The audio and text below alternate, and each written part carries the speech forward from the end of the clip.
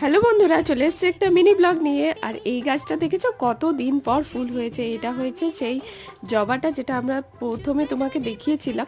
তো অনেক দিন পর এখানে কুড়ি এসছে, ফুল হয়েছে, কিন্তু ফুলগুলো না রোদের জন্য ফুটতে পারছে না। আর এখানে দেখো আমাদের আম গাছে বোল ধরেছে, দেখে এত ভালো লাগছে। কবে যে আমটা হবে সেটার অপেক্ষায় রয়েছি। আর এই দেখো গোলাপ গাছটা তো মানুষের থেকেও বেশি লম্বা হয়ে গেছে, মানে আমাকে তো পার করেই গেছে।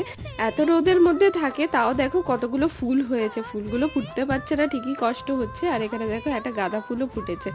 ছাদের অবস্থা তো আরোই খারাপ, এখানে কোনো ফুলই ফুটছে না, খালি এই বগনভেলিয়াতে কিছু ফুল আছে আর গোলাপ গাছে দুটো ফুল আছে। সূর্য মামা অস্ত হতে চলেছে, তাই আমি ওপরে চলে এলাম জল নিয়ে, একদম ঠান্ডা ঠান্ডা।